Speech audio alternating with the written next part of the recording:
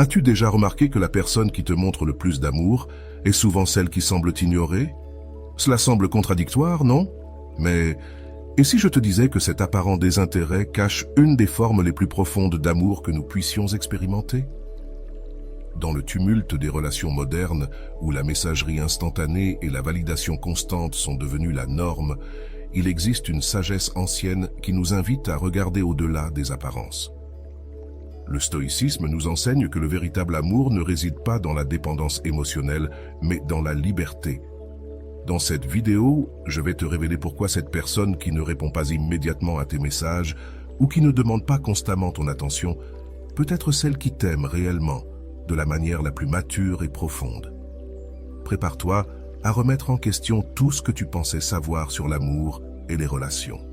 L'amour sans attachement. Quand on parle d'amour, on pense souvent à la proximité, à la communication constante et aux démonstrations fréquentes d'affection. Mais il existe un type d'amour qui va à l'encontre de cette compréhension commune.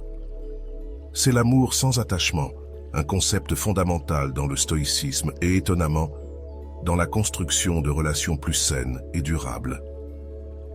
L'amour sans attachement ne signifie pas indifférence ou froideur. En fait, c'est tout le contraire. C'est un amour qui respecte profondément l'individualité de l'autre, qui ne cherche pas à posséder, contrôler ou modifier la personne aimée. C'est un sentiment qui reconnaît que la véritable connexion se produit lorsque nous permettons à l'autre d'être totalement lui-même, sans exigence ni attentes étouffantes. Pense aux relations dans lesquelles tu te sens constamment chargé, où ton téléphone ne cesse de sonner avec des messages te demandant où tu es, avec qui tu es et quand tu reviendras. Au début, cela peut sembler être un signe d'un grand amour, de quelqu'un qui se soucie profondément de toi. Mais est-ce vraiment le cas ou est-ce simplement l'insécurité, la peur et le besoin de contrôle déguisés en amour? Le stoïcisme nous enseigne que le véritable amour ne réside pas dans la possession, mais dans la liberté. La personne qui t'aime réellement est capable de te donner de l'espace pour grandir, pour faire des erreurs, pour vivre ta propre vie.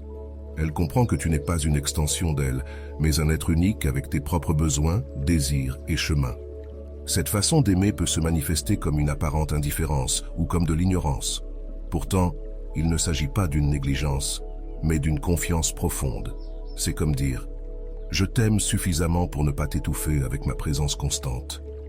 Je te fais confiance et en notre lien. » Beaucoup d'entre nous ont grandi avec l'idée que l'amour, c'est être toujours ensemble. Ne jamais laisser l'autre seul, partager chaque instant. Les réseaux sociaux ont intensifié cette perception, créant la fausse idée que les relations parfaites sont celles dans lesquelles les membres du couple sont toujours ensemble, toujours souriants, toujours connectés. Mais la réalité est bien différente. L'amour sans attachement est comme une danse délicate entre la proximité et la distance. C'est savoir quand se rapprocher pour offrir du soutien et quand prendre du recul pour donner de l'espace. C'est comprendre qu'à certaines occasions, la plus grande preuve d'amour n'est pas de dire « je suis là », mais de dire « je fais confiance au fait que tu puisses gérer cela seul, mais je serai là si tu as besoin de moi ». Avant d'aller loin, je te serais reconnaissant si tu mets un j'aime à la vidéo, cela m'aiderait à continuer de diffuser cette philosophie. Si tu n'es pas encore abonné, je te recommande de t'abonner et d'activer la cloche pour ne manquer aucune vidéo. Dans les relations modernes, nous sommes constamment disponibles à travers nos téléphones portables, messages instantanés, j'aime, commentaires. Tout cela crée une fausse sensation de connexion continue. Mais le véritable amour ne se mesure pas par le nombre de messages ou la rapidité avec laquelle on y répond. Il se mesure par la qualité de la connexion quand nous sommes ensemble, par la sensation de paix que nous ressentons en présence de l'autre, par la liberté d'être nous-mêmes. La personne qui t'aime réellement peut sembler t'ignorer parce qu'elle n'a pas besoin de validation constante. Elle est sûre des sentiments qu'elle éprouve pour toi et de la connexion qu'elle partage avec toi. Elle n'agit pas par manque ou peur, mais par un choix conscient et un amour véritable. Le philosophe stoïque Épictète disait que nous ne pouvons pas contrôler ce qui nous arrive, mais seulement comment nous réagissons face à ce qui nous arrive. Dans le contexte de l'amour, cela signifie que nous ne pouvons pas contrôler comment l'autre personne exprime son amour, seulement comment nous interprétons ces expressions. Si quelqu'un que tu aimes semble distant, Au lieu de supposer immédiatement qu'il y a un problème ou que l'amour est terminé, considère la possibilité que cette distance soit en réalité une expression d'un amour mature et confiant. L'amour sans attachement est comme un arbre aux racines profondes. Il n'a pas besoin de s'accrocher désespérément à la terre, car il est solidement enraciné. De la même manière, lorsque nous aimons sans attachement, nous n'avons pas besoin de nous accrocher désespérément à la personne aimée. Nous pouvons lui permettre de voler, sachant que notre amour est assez fort pour le soutenir même à distance. Si tu es arrivé jusqu'ici, écris « Je mérite l'amour » dans les commentaires. La prochaine fois que quelqu'un d'important dans ta vie semble t'ignorer, demande-toi « Est-ce de l'indifférence ou est-ce une forme profonde d'amour qui respecte ta liberté et ton individualité ?» La réponse pourrait te surprendre et transformer complètement ta manière de voir et de vivre l'amour. L'espace qui libère. As-tu déjà ressenti cette sensation d'étouffement dans une relation, comme si tu ne pouvais pas respirer, comme si tu n'avais pas de temps pour toi-même, comme si ta vie tournait uniquement autour de l'autre personne? Ce sentiment est plus courant que nous ne le pensons, et c'est précisément ici que le pouvoir libérateur de l'espace dans les relations entre en jeu.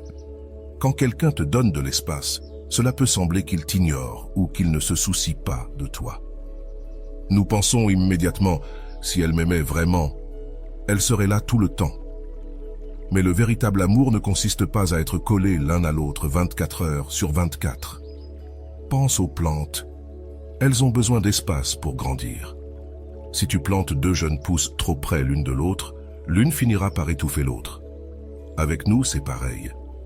L'espace dans une relation est comme l'air que nous respirons, essentiel, invisible, mais qui fait toute la différence. Quand ton partenaire ne réclame pas ton attention tout le temps, quand il ne te force pas à répondre aux messages immédiatement, quand il comprend que tu as ta propre vie, ce n'est pas un manque d'amour.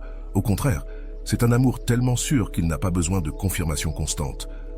Te souviens-tu de la dernière fois où tu as eu du temps pour toi-même, peut-être pour faire quelque chose que tu apprécies, rencontrer des amis ou simplement être seul avec tes pensées? Comment te sentais-tu ensuite? Probablement plus léger, renouvelé, avec plus d'énergie. Et quand tu t'es de nouveau rapproché de la personne que tu aimes, la connexion était-elle encore plus forte? C'est exactement ce que fait l'espace. Il ne sépare pas, il rapproche d'une manière plus authentique. Les stoïciens, il y a plus de 2000 ans, parlaient déjà de cela. Ils croyaient que la véritable liberté réside dans l'acceptation des choses telles qu'elles sont, sans tenter de tout contrôler. En amour, cela signifie accepter que la personne aimée n'est pas notre propriété. Elle a son propre voyage, ses propres défis, ses propres moments de croissance qui doivent se produire sans notre ingérence. Cette personne qui semble t'ignorer pourrait en réalité te donner le plus beau des cadeaux, l'opportunité d'être toi-même, de grandir à ton propre rythme, de découvrir ta force intérieure. C'est comme si elle disait « Je crois tellement en notre amour que je n'ai pas besoin de te surveiller ni de te contrôler. » C'est difficile à comprendre dans une époque où nous sommes toujours connectés, le téléphone portable à la main toute la journée, avec des notifications qui apparaissent à chaque minute, et la pression de répondre à temps. Nous voyons des couples sur les réseaux sociaux, toujours ensemble, toujours souriants, et nous pensons que c'est normal, idéal. Mais derrière ces photos parfaites, combien de relations sont en train de s'étouffer faute d'espace?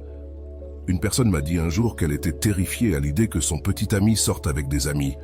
Elle envoyait des messages tout le temps, exigeant des photos pour prouver où il était, créer des disputes à partir de rien. Je l'ai fait parce que je l'aimais beaucoup, disait-il. Mais était-ce vraiment de l'amour ou était-ce de la peur, de l'insécurité, de la dépendance?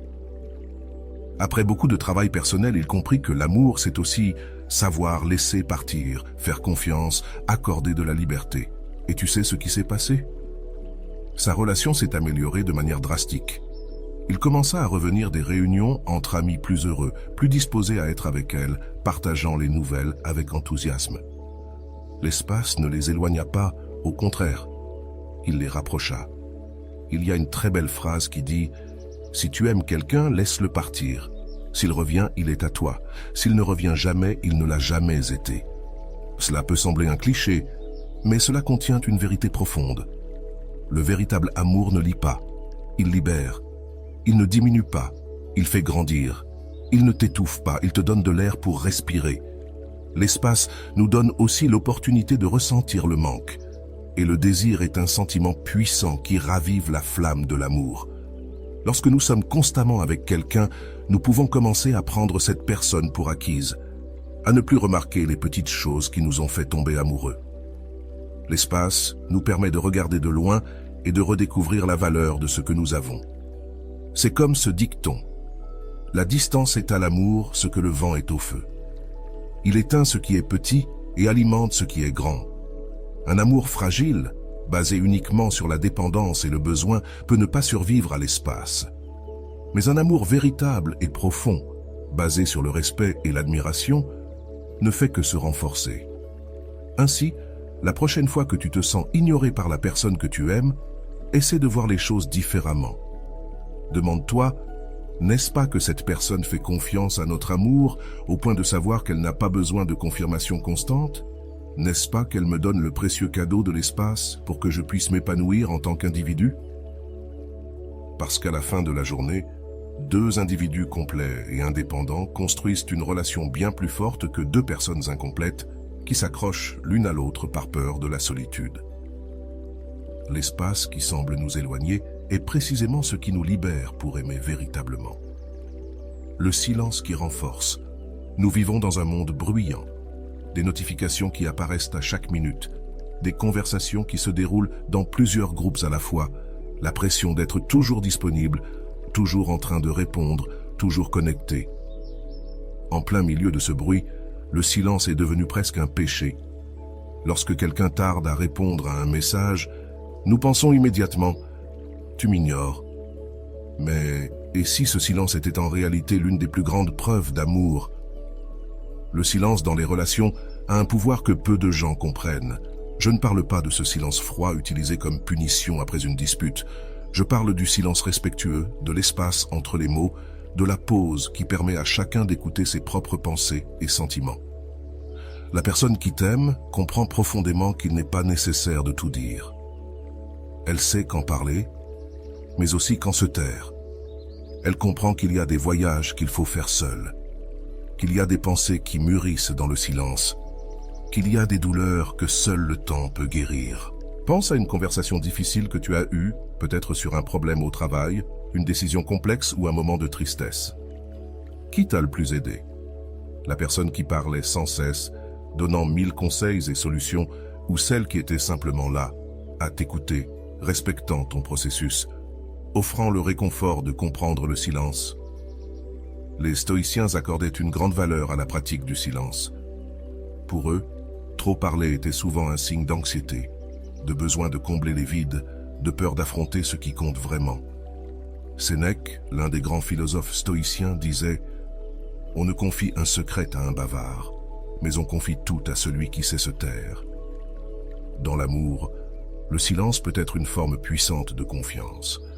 Lorsque quelqu'un ne t'appelle pas toutes les heures pour savoir où tu es, ne fouille pas dans ton téléphone, ne demande pas de détails sur chaque minute de ta journée, cette personne te dit, sans mots, « J'ai confiance en toi. Notre amour est assez fort pour exister même dans l'espace du silence. » Si tu es arrivé jusqu'ici, écris « Je mérite le véritable amour » dans les commentaires. Je me souviens d'un couple que j'ai accompagné une fois. Ils étaient ensemble depuis plus de 20 ans et avaient une relation enviable. Je leur ai demandé quel était leur secret, et le mari m'a répondu quelque chose que je n'ai jamais oublié. Nous avons appris à nous sentir à l'aise dans le silence de l'autre. La femme a ajouté « Tout n'a pas besoin d'être dit ou résolu immédiatement. Certaines conversations ont besoin de temps pour mûrir. Et cela a beaucoup de sens. Lorsque nous donnons de l'espace au silence, nous respectons le rythme naturel des choses. Les graines ne deviennent pas des arbres du jour au lendemain. Les grandes révélations arrivent rarement au milieu de l'agitation et du bruit. Les meilleures décisions viennent souvent après un moment de réflexion calme. Le silence nous permet aussi d'entendre mieux, non seulement l'autre, mais aussi nous-mêmes. Combien de fois sommes-nous perdus dans une relation, car nous ne pouvions plus distinguer nos propres désirs et besoins de ceux de l'autre personne. Le silence restaure cette connexion avec nous-mêmes et, paradoxalement, renforce notre connexion avec ceux que nous aimons. Une amie m'a dit que sa relation s'était beaucoup améliorée lorsqu'elle et son mari commencèrent à pratiquer le temps à part. Ce n'était rien de formel, juste des moments où ils étaient dans le même environnement, chacun faisant son activité sans avoir à parler tout le temps. Nous avons découvert une intimité plus profonde, m'a-t-elle dit. C'est comme si nous communiquions à un niveau au-delà des mots. Cela me rappelle une autre idée des stoïciens. Ils croyaient que les mots sont souvent limités et imprécis pour exprimer ce que nous ressentons vraiment. Parfois, le silence communique plus clairement que 1000 mots. Dans les relations modernes, cette sagesse semble avoir disparu. Nous pensons que l'amour, c'est être toujours en contact, toujours en train de parler, toujours en train de résoudre, toujours savoir exactement ce que l'autre fait. Les réseaux sociaux n'ont fait qu'aggraver cette situation, créant l'illusion que tout le monde est toujours disponible, toujours connecté, toujours avec quelque chose à dire. Mais pense aux personnes les plus sages que tu connais. Elles ne sont probablement pas celles qui parlent le plus, mais celles qui savent quand parler et quand se taire. Elles comprennent le pouvoir du silence, la valeur de la pause, le pouvoir des mots non dits. Alors, la prochaine fois que tu te sens ignoré par quelqu'un que tu aimes, considère cette possibilité. Peut-être que cette personne t'offre le précieux cadeau du silence, non par négligence ou indifférence, mais par un amour profond et respectueux qui comprend que tout n'est pas dit, qui fait confiance à la force de ce que vous avez construit, qui respecte ton espace et ton processus. Parce qu'à la fin, le silence n'est pas un vide. Il est rempli de réponses, de croissance, de possibilités. Et ceux qui t'aiment vraiment le savent. Ils savent qu'à certains moments, l'amour le plus vrai ne se trouve pas dans le bruit des mots, mais dans la force silencieuse de la présence qui respecte, qui fait confiance, qui attend. C'est dans ce silence que fleurissent les relations les plus profondes. Aimer, c'est aussi savoir se maîtriser. As-tu déjà rencontré quelqu'un qui semblait avoir un contrôle incroyable sur ses propres émotions? Cette personne qui ne s'énerve pas pour un rien, qui n'envoie pas 1000 messages quand tu ne réponds pas à temps, qui ne fait pas de scène quand quelque chose ne se passe pas comme prévu? Cette personne comprend probablement quelque chose que les anciens stoïciens savaient déjà. L'autocontrôle est l'une des plus grandes formes d'amour. Aimer, c'est aussi maîtriser ses émotions. Ce n'est pas réprimer ses sentiments ou prétendre qu'on ne s'en soucie pas, bien au contraire. C'est se soucier tellement que l'on décide de ne pas laisser ses impulsions et ses peurs prendre le dessus. Les insécurités contrôlent la manière dont tu traites ton être cher. C'est l'amour dans sa forme la plus mature et consciente. Pense à la façon dont nous réagissons lorsque nous nous sentons en insécurité dans une relation. Nous vérifions nos téléphones toutes les minutes, nous envoyons message après message, nous créons des scénarios catastrophiques dans nos têtes. Pourquoi ne m'as-tu pas encore répondu? Est-ce qu'il ou elle est avec quelqu'un d'autre? Est-ce que tu ne m'aimes plus? Et quand la personne répond enfin, nous explosons. Pourquoi a-t-il ou elle mis autant de temps? Est-ce qu'il ou elle m'ignorait? Cette réaction provient de la peur, pas de l'amour. C'est notre ego blessé qui parle, notre insécurité qui crie. Et généralement, cela ne fait qu'empirer les choses. La personne se sent étouffée, contrôlée, et commence réellement à s'éloigner, créant ainsi exactement le scénario que nous redoutions tant. Maintenant, imagine quelqu'un qui, même en ressentant cette piqûre d'insécurité, peut respirer profondément et penser « Je vais lui faire confiance, il ou elle doit être occupé, il ou elle répondra quand il ou elle pourra. » Pendant ce temps, je vais m'occuper de mes propres affaires. Cette personne pratique le contrôle de soi aimant. Les stoïciens disaient que nous ne pouvons pas contrôler ce qui nous arrive. Seulement comment réagissons-nous, réagissons face à ce qui arrive. En amour, c'est essentiel. Nous ne pouvons pas contrôler les sentiments ou les actions de la personne que nous aimons, seulement comment nous y répondons. Et lorsque nous choisissons de répondre avec calme, confiance et respect, nous offrons un amour beaucoup plus profond et vrai. Une de mes clientes se disputait constamment avec son petit ami parce qu'il mettait trop de temps à répondre aux messages pendant ses heures de travail. Elle était furieuse et lui envoyait des messages, l'accusant de ne pas se soucier d'elle. Un jour, je lui ai demandé « Comment penses-tu qu'il se sent lorsqu'il reçoit ces messages en pleine journée de travail ?» Elle s'est arrêtée et a réfléchi, probablement stressée, partagée, coupable. Et c'est ainsi que tu veux qu'il se sente? Elle a pris conscience que son comportement, bien qu'il provienne d'un besoin affectif, leur causait à tous les deux de la souffrance. Nous avons commencé à travailler sur son autodiscipline. Lorsque l'anxiété la frappait, au lieu d'envoyer des messages, elle respirait profondément, écrivait dans un journal, allait faire quelque chose qu'elle aimait. Peu à peu, elle s'est rendue compte que son petit ami, sans la pression constante, commençait à répondre plus rapidement et avec plus de tendresse.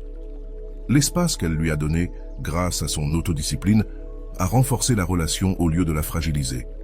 Si tu es arrivé jusqu'ici, écris « Je suis prête pour le véritable amour » dans les commentaires. L'autodiscipline amoureuse se manifeste aussi dans la manière dont nous gérons les différences. Lorsque nous aimons quelqu'un, il est naturel de vouloir que cette personne pense, ressente et agisse comme nous. Nous nous frustrons lorsque nous réalisons qu'elle a sa propre façon de voir le monde.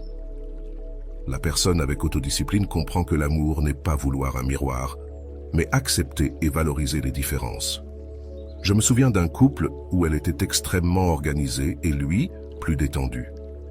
Au début, elle a essayé de le changer à tout prix, critiquant chaque petit faux pas, établissant des listes de règles, transformant la maison en un champ de bataille. Après beaucoup de souffrance, elle s'est rendue compte que son désir de contrôle détruisait la relation. Elle a commencé à pratiquer l'autodiscipline en acceptant que son chemin n'était pas le seul, mais qu'il était différent. Elle a même découvert qu'elle pouvait beaucoup apprendre de sa spontanéité. Une autre facette de l'autodiscipline amoureuse est la manière dont nous gérons les problèmes. Lorsque quelque chose ne va pas, la tendance est de chercher des coupables, de pointer du doigt, de fouiller dans le passé pour trouver des munitions pour la prochaine dispute. La personne avec autodiscipline peut s'arrêter, respirer et se demander « Que pouvons-nous faire maintenant pour améliorer la situation ?» C'est une approche centrée sur les solutions, pas sur la culpabilité. Marc Aurèle, empereur romain et philosophe stoïcien, disait « Tu as le pouvoir sur ton esprit, pas sur les événements extérieurs. Prends-en conscience et tu trouveras la force. » Dans l'amour, cette force se manifeste par la capacité à ne pas laisser les circonstances extérieures, un message sans réponse, un malentendu, une différence d'opinion secouer les fondations de la relation. Et voici un secret que peu comprennent, l'autodiscipline est contagieuse. Lorsque tu montres cette capacité à gérer tes émotions de manière mature, tu inspires ton être cher à faire de même. Peu à peu, toute la relation s'élève à un nouveau niveau de maturité émotionnelle. Cela ne signifie pas que nous ne devons jamais exprimer de mécontentement ou demander un changement. L'autodiscipline ne consiste pas à tout garder pour soi en silence. Il s'agit de choisir consciemment quand, comment et quoi exprimer. C'est parler depuis un endroit d'amour et de respect, pas de colère ou de peur. La personne qui pratique l'autodiscipline amoureuse peut sembler ignorée parce qu'elle ne réagit pas impulsivement. Elle réfléchit avant de parler, prend du temps avant d'agir, choisit ses batailles avec sagesse. Ce n'est ni de la froideur ni de l'indifférence, c'est une façon profondément consciente d'aimer. Dans le monde accéléré dans lequel nous vivons, avec tant de stimuli et de distractions, l'autodiscipline devient encore plus précieuse. Il est facile de se laisser emporter par le flot des émotions, difficile de garder les pieds sur terre, le cœur ouvert et l'esprit clair. Mais c'est exactement ce que l'amour véritable nous demande. Par conséquent, si quelqu'un d'important dans ta vie semble parfois distant ou retiré, considère qu'il ou elle te propose peut-être la forme la plus élevée de l'amour, celle qui provient de l'autodiscipline, de la conscience, de la décision délibérée d'aimer de manière mature et respectueuse. Parce qu'au final, l'amour le plus profond n'est pas celui qui crie le plus fort, mais celui qui reste fort et constant, même dans les silences. Lorsqu'on parle de limites dans les relations, beaucoup de gens haussent le nez. Si tu aimes vraiment, tu n'as pas besoin de limites, disent-ils. Mais est-ce vraiment le cas? Que se passerait-il si je te disais qu'établir des limites saines est l'une des plus belles preuves d'amour que quelqu'un puisse te donner? Les stoïciens croyaient que la vertu était le seul vrai bien, et l'une des façons les plus puissantes de démontrer cette vertu dans les relations, c'est par le respect des limites, tant les siennes que celles des autres. La personne qui semble t'ignorer peut être en train de pratiquer cette vertu au plus haut niveau. Imagine, tu viens de sortir d'une réunion stressante au travail. Ton téléphone est rempli de notifications. Ton partenaire veut une attention immédiate. Il ou elle veut te parler de sa journée, de ce problème qu'il ou elle a depuis des semaines. Tu es épuisé, sans énergie émotionnelle à offrir. Que serait le plus aimant? Te forcer à avoir une conversation pour laquelle tu n'as pas les ressources émotionnelles, probablement réagir mal et empirer la situation ou dire doucement « Je suis trop fatigué en ce moment, est-ce qu'on peut en parler plus tard, quand je pourrais te prêter l'attention que tu mérites ?» Établir cette limite n'est pas ignorer ou ne pas se soucier de l'autre. C'est au contraire se soucier tellement que tu ne veux pas offrir moins que ce que la personne mérite. C'est reconnaître tes propres limites et agir avec honnêteté. C'est la vertu en action. Juan et Maria, des prénoms fictifs, sont venus me voir parce qu'ils se disputaient constamment. En enquêtant davantage, j'ai découvert que Juan était une personne très sociable, qui avait besoin de passer beaucoup de temps avec ses amis et sa famille pour recharger ses batteries. Maria, de son côté, était plus réservée et voyait ses sorties sociales comme du temps perdu, du temps qu'il aurait pu passer dans la relation. Quand Juan partait, elle se sentait abandonnée et réagissait par des exigences et du drame, ce qui poussait Juan à s'éloigner encore plus. Nous avons travaillé sur le concept de limite saine. Juan a appris à mieux communiquer ses besoins. J'ai besoin de ce temps avec mes amis pour être une personne plus complète et un meilleur partenaire pour toi. Maria, quant à elle, a pris conscience que ses exigences venaient de vieilles insécurités et non de la réalité actuelle de la relation. Peu à peu, les deux comprirent que respecter les limites de l'autre n'était pas se distancer, mais faire preuve d'un amour mature. Les limites saines sont comme les rives d'une rivière. Sans elles, la rivière se transforme en un marécage, sans direction ni force. Avec elles, l'eau coule avec un but et une puissance. De même, une relation sans limite claire devient facilement confuse, étouffante et stagnante. Avec des limites, elle gagne en structure, en direction et en vitalité. Dans la philosophie stoïcienne, il existe un concept appelé la dichotomie du contrôle. L'idée que nous devons nous concentrer uniquement sur ce qui est sous notre contrôle et accepter le reste avec sérénité. Dans les relations, cela signifie comprendre que nous ne pouvons pas contrôler les actions, les sentiments ou les besoins de l'autre personne, mais seulement comment nous y répondons. Lorsque quelqu'un t'ignore parce qu'il ou elle établit une limite saine, il ou elle pratique cette sagesse stoïcienne. C'est-à-dire, je ne peux pas contrôler tes sentiments à ce sujet, mais je peux être honnête à propos de mes besoins. Et cela, aussi contradictoire que cela puisse paraître, est profondément respectueux et amoureux. Les limites sont également essentielles pour maintenir l'individualité au sein de la relation. Beaucoup de couples tombent dans le piège de devenir une seule entité, perdant leurs identités séparées. Ils commencent à penser de la même manière, à aimer les mêmes choses, à avoir les mêmes opinions.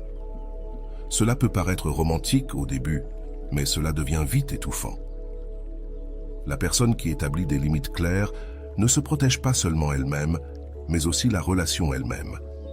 C'est-à-dire, je veux continuer à être moi-même pour pouvoir t'aimer comme une personne entière, et non comme une extension de toi.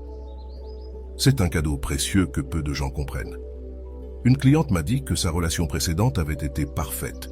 Elle et son petit ami faisaient tout ensemble, pensaient de la même manière, n'étaient jamais en désaccord.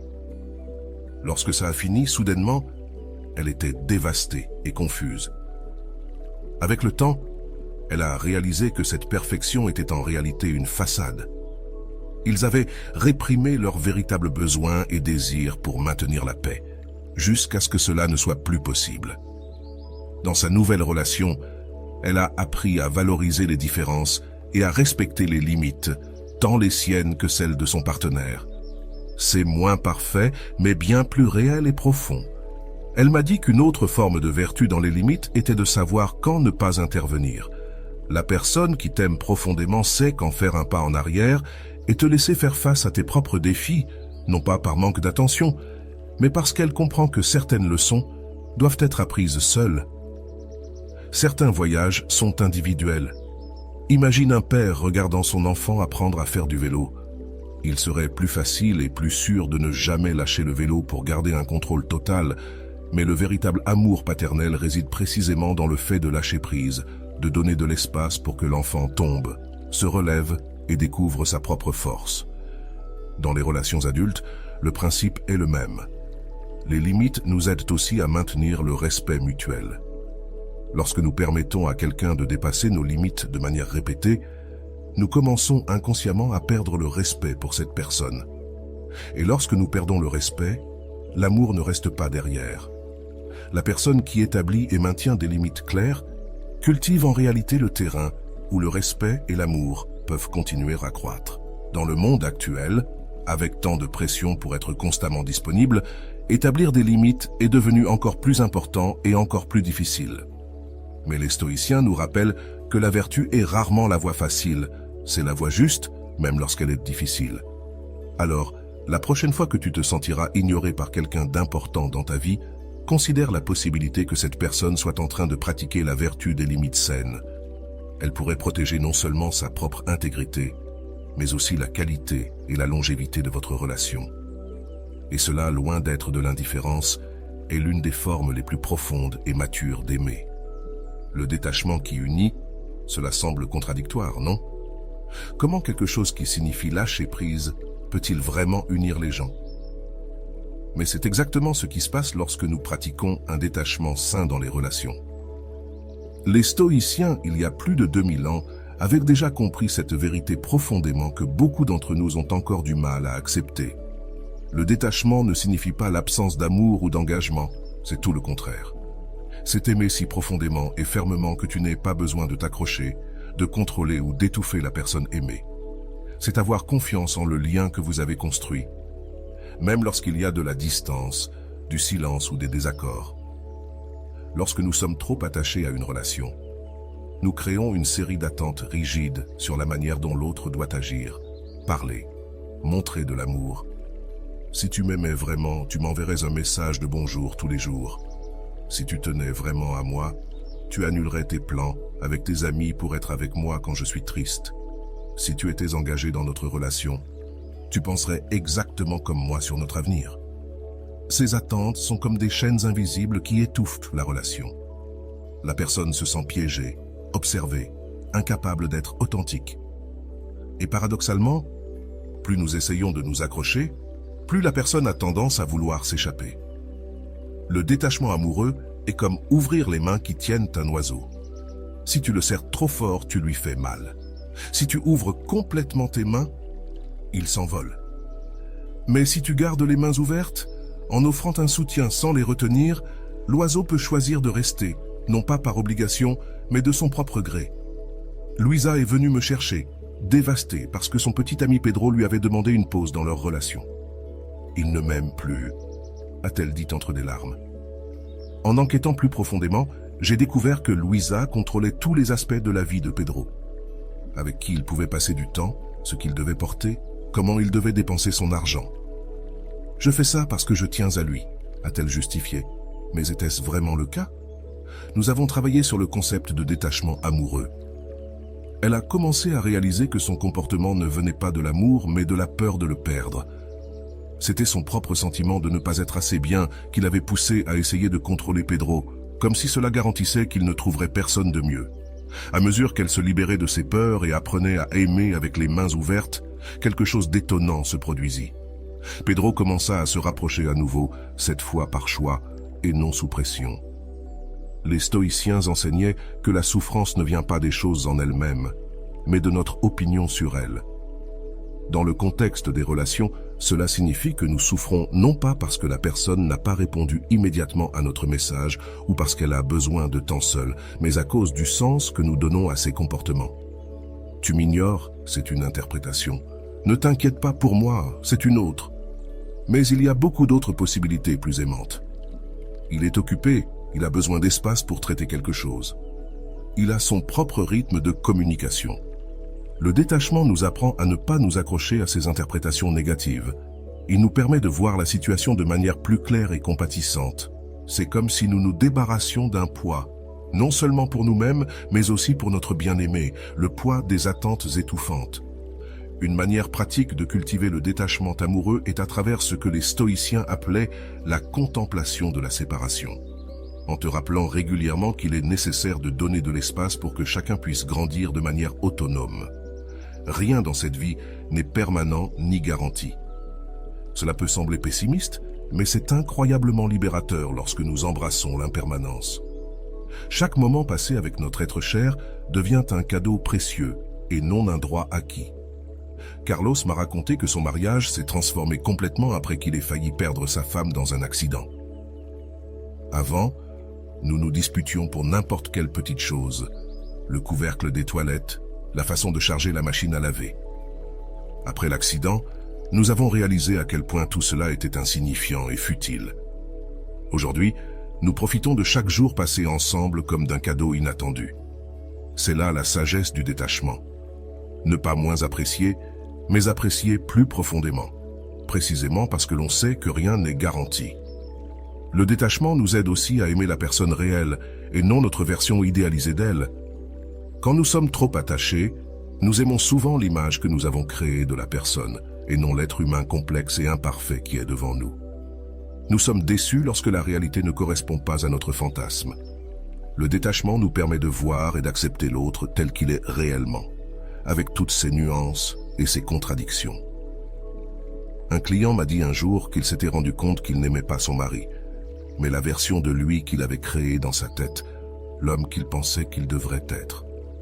Quand il a commencé à le voir véritablement, avec ses défauts et ses qualités réelles, leur amour s'est approfondi d'une manière qu'il n'avait jamais imaginé possible. Certaines personnes confondent le détachement avec la froideur ou l'indifférence. Si tu te souciais vraiment de quelqu'un, tu serais effrayé de ne pas recevoir de réponse à tes messages. Mais le véritable détachement provient d'un endroit de force et de sécurité, et non d'indifférence. C'est avoir confiance en le lien que tu as construit, au point que les petites perturbations ne le secouent pas. Les relations les plus fortes que j'ai vues sont celles où les deux membres du couple pratiquent le détachement aimant. Ils se donnent de l'espace l'un à l'autre pour grandir, changer, explorer de nouveaux intérêts. Ils ne se sentent pas menacés par les différences ou l'indépendance de l'autre. Au contraire, ils célèbrent l'individualité de l'autre et trouvent de la joie dans la manière dont leur vie séparée s'entrelace par choix, non par nécessité ou obligation. Ainsi, si quelqu'un que tu aimes semble t'ignorer, considère la possibilité qu'il ou elle pratique le détachement aimant, non parce qu'il ou elle t'aime moins, mais parce qu'il ou elle t'aime d'une manière plus mature et plus profonde. Parce qu'il ou elle a confiance en ce que vous avez construit et sait que le véritable amour n'a pas besoin de preuves constantes ni de contacts ininterrompus.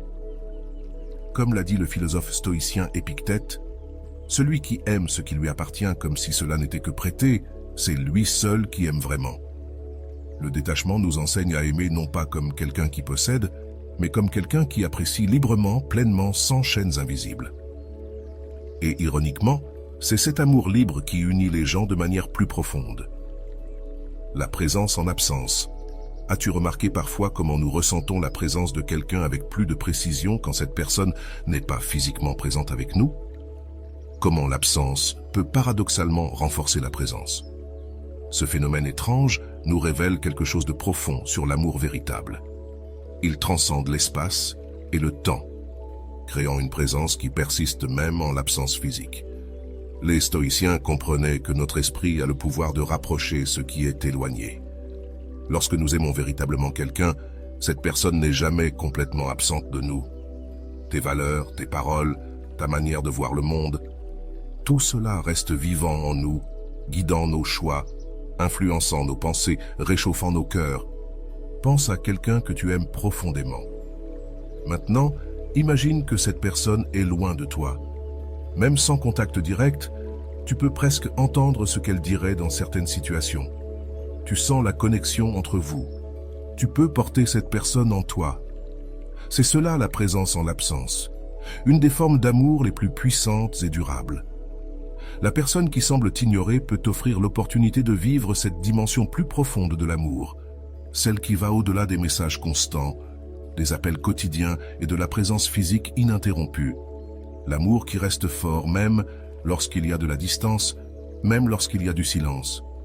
Une personne m'a dit que sa relation à distance, qui semblait au départ un défi insurmontable, avait fini par renforcer son amour de manière qu'elle n'avait jamais imaginée. Lorsque nous étions toujours ensemble, nous nous habituions l'un à l'autre. Parfois, nous passions des heures dans la même pièce sans vraiment nous connecter. Avec la distance, Chaque conversation est devenue précieuse, chaque rencontre une célébration. Elle a appris à ressentir la présence de son partenaire, même quand il était à des milliers de kilomètres de distance. Cette présence en l'absence nous permet aussi de valoriser davantage la personne que nous aimons. Lorsque quelqu'un est constamment disponible, il est facile de prendre cette personne pour acquise, sans remarquer les petites choses qui la rendent spéciale. L'absence aiguise nos sens, nous fait remarquer des détails qui nous échappaient auparavant. La manière dont la personne sourit, le son particulier de son rire, la façon unique dont elle prononce certains mots. Marc Aurèle, empereur romain et philosophe stoïcien, a écrit dans ses journaux comment il gardait vivantes en lui les enseignements et les valeurs des personnes qu'il admirait, même après qu'elles soient parties. Cette capacité à maintenir présente ce qui est absent est l'une des plus grandes forces de l'esprit humain et l'une des expressions les plus profondes de l'amour. La présence en l'absence nous permet également de grandir individuellement sans perdre la connexion. Lorsque nous sommes constamment ensemble, il peut être difficile de trouver de l'espace pour notre développement personnel. L'absence crée cet espace, permettant à chacun de grandir comme individu tout en maintenant vivant le lien qui vous unit. Pedro et Ana avaient une relation que beaucoup considéraient comme idéale. Ils étaient toujours ensemble, partageaient toutes leurs passions et étaient rarement en désaccord. Mais lorsque Pedro dut passer 6 mois dans un autre pays pour des raisons professionnelles, tous deux paniquèrent. « Comment allons-nous survivre ?» me demanda Ana lors de notre première séance. Nous avons travaillé sur le concept de la présence en l'absence et quelque chose de surprenant s'est produit. Ana découvrit des passions qu'elle ne savait pas avoir, elle se mit à peindre, fit de nouveaux amis et explora des endroits de la ville qu'elle n'avait jamais visités. Pedro, de son côté, approfondit ses études de philosophie, quelque chose qu'il avait toujours voulu faire. Lorsqu'ils se retrouvèrent enfin, ils n'étaient plus exactement les mêmes personnes. Ils étaient devenus des versions plus riches et complètes d'eux-mêmes, et l'amour entre eux, loin de diminuer, s'était approfondi. « C'est comme si nous avions maintenant plus à partager », me dit Ana, radieuse. « Nous avons grandi en tant qu'individus, et cela a rendu notre connexion encore plus spéciale. » La présence en absence nous permet également de vivre un type spécial de désir. Ce n'est pas un désir douloureux et déclinant, mais un désir qui réchauffe et se développe.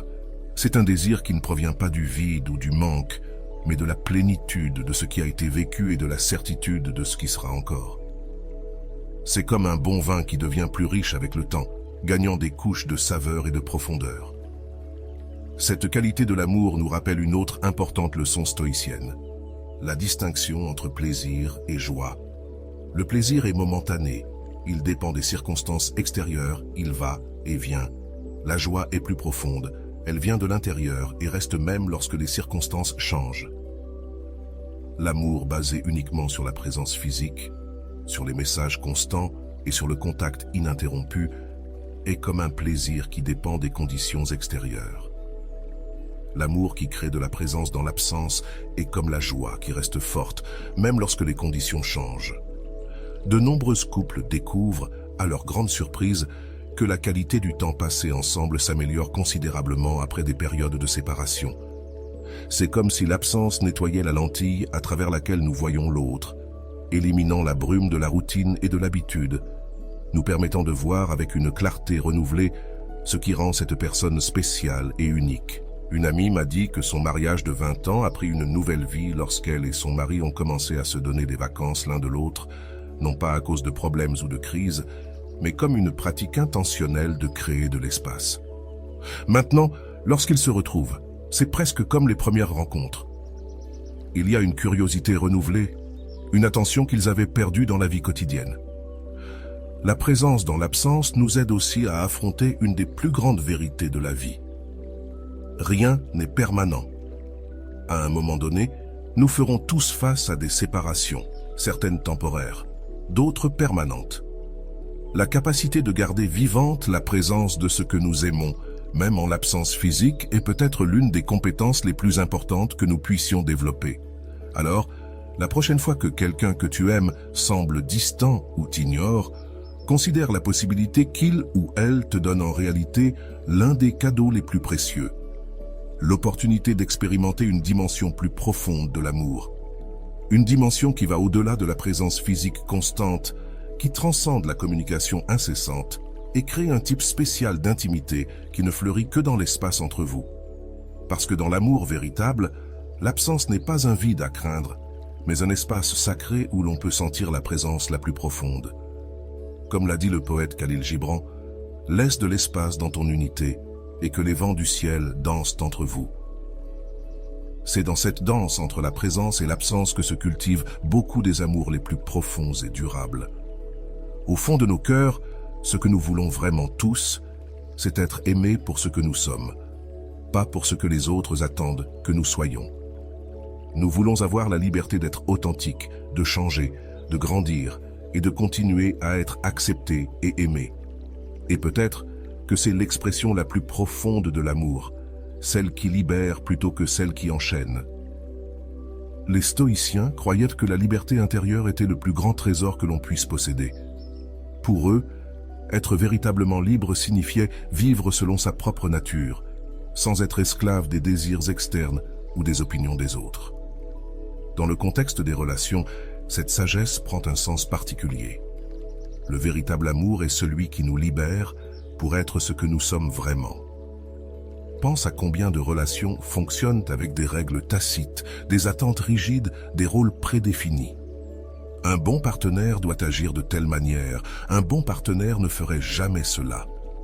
Peu à peu, nous nous modelons pour nous adapter à ces rôles, sacrifiant des parties essentielles de ce que nous sommes pour maintenir la paix, être aimés ou ne pas décevoir. Mais que se passe-t-il lorsque nous réprimons notre véritable nature pendant trop longtemps? Nous devenons malheureux, frustrés, rancuniers. La relation peut sembler parfaite de l'extérieur, mais de l'intérieur, elle est en train de mourir lentement. C'est comme porter des vêtements qui ne sont pas à ta taille. Ça peut paraître beau aux yeux des autres, mais tu étouffes. La personne qui t'aime vraiment est celle qui te dit, à travers des paroles et des actes, « Tu n'as pas besoin de prétendre devant moi. Tu peux être exactement qui tu es, avec tes lumières et tes ombres, tes certitudes et tes doutes, tes forces et tes faiblesses. Je ne veux pas une version modifiée de toi. Je veux le réel, l'authentique, même quand c'est un défi. » Luciana est venue vers moi dévastée parce que son petit ami de 5 ans venait de rompre avec elle sans raison apparente. Au cours de nos conversations, une vérité douloureuse est apparue. Tout au long de leur relation, elle s'était efforcée d'être parfaite, toujours drôle, toujours disponible, toujours accommodante, toujours en mettant ses besoins de côté. « J'ai tout fait bien », dit-elle, confuse de comprendre pourquoi ça n'avait pas fonctionné. La réponse était précisément celle-ci. Elle s'était tellement concentrée à tout faire bien que son partenaire n'a jamais eu l'occasion de connaître et d'aimer la véritable Luciana, avec ses mauvais jours, ses opinions divergentes, ses propres besoins. Il était tombé amoureux d'une performance, pas d'une personne réelle. Et les performances, aussi parfaites soient-elles, finissent par se vider de sens. La liberté que l'amour véritable offre est la liberté d'être imparfait, de commettre des erreurs, de changer d'avis, de passer des mauvais jours, de ne pas avoir toutes les réponses. C'est la liberté de ne pas avoir à être extraordinaire tout le temps pour mériter l'amour. La personne qui semble t'ignorer peut, en réalité, t'offrir ce précieux cadeau, de l'espace pour être humain, pour que tu ne sois pas toujours allumé, toujours disponible, toujours en train de jouer un rôle, mais que tu puisses te reposer dans la certitude que l'amour entre vous ne dépend pas d'une performance constante. Un autre aspect de l'amour et de la liberté est de permettre à l'autre d'évoluer et de changer. Souvent, nous tombons amoureux de quelqu'un et, inconsciemment, nous voulons que cette personne reste exactement comme elle était au moment où nous sommes tombés amoureux. Tout changement est perçu comme une menace. « Tu n'es plus la personne dont je suis tombé amoureux », lui disons-nous, comme si c'était une mauvaise chose. Mais la seule constante dans la vie, c'est le changement. Personne ne reste le même au fil des ans, ni toi ni la personne que tu aimes. Le véritable amour ne cherche pas à geler l'autre dans le temps, mais célèbre sa croissance, même lorsque cette croissance mène la personne dans des directions inattendues. Ricardo et Camilla étaient remariés depuis 12 ans lorsque Camilla a décidé de retourner étudier et de suivre une carrière complètement différente de celle qu'elle avait avant. Cela signifiait moins de temps ensemble et une réorganisation complète de leur routine familiale. Ricardo avait 2 options, résister au changement ou la soutenir dans ce voyage, malgré toutes les incertitudes. Il a choisi la deuxième option. Je ne me suis pas marié avec une version statique d'elle, m'a-t-il dit. Je me suis marié avec un être humain en constante évolution et je veux connaître et aimer toutes les versions d'elle qui surgiront tout au long de notre vie ensemble. C'est cela la liberté que tu aimes. Celle qui ne se contente pas de permettre, mais qui célèbre la croissance et le changement de l'autre. Cela ne dit pas « je t'aime si tu restes exactement comme tu es », mais « je t'aime pendant que tu deviens celui que tu es destiné à être ». Les stoïciens parlent aussi de l'importance d'aimer le destin, le amor fati, comme ils l'appelaient dans le contexte des relations. Cela signifie accepter non seulement la personne telle qu'elle est maintenant, mais aussi le chemin unique qu'elle est destinée à emprunter. Il s'agit de comprendre que chacun a son propre chemin et que le véritable amour ne consiste pas à écarter l'autre de son chemin, mais à marcher à ses côtés en offrant du soutien sans interférer. La liberté de commettre des erreurs est une autre facette importante. Combien de relations se terminent parce qu'un des membres du couple a commis une erreur et que l'autre n'a pas pu pardonner? Bien sûr, il y a des limites et chaque situation est unique, mais l'amour mûr comprend que nous sommes tous faillibles. La personne qui t'aime vraiment n'attend pas la perfection, mais l'honnêteté et la croissance. Un client m'a raconté comment son mariage a failli échouer après qu'il ait commis une grave erreur. « Je pensais que j'avais tout perdu, m'a-t-il dit, mais ma femme m'a dit quelque chose que je n'oublierai jamais. Je ne me suis pas marié avec toi parce que tu es parfait. Je me suis marié avec toi parce que, même lorsque tu fais des erreurs, tu es prêt à apprendre et à grandir. Et c'est bien plus précieux que la fausse perfection. La liberté que tu aimes comprend aussi la liberté d'être en désaccord, d'avoir des opinions différentes, de voir le monde à travers des lunettes différentes. Beaucoup de couples confondent l'amour avec un accord constant. Si tu m'aimais, tu penserais comme moi, disent-ils explicitement ou implicitement. Mais quel genre de relation est-ce où l'un des membres du couple doit abandonner sa propre pensée pour maintenir la paix? Le véritable amour crée un espace sûr où différentes perspectives peuvent coexister sans menacer la connexion.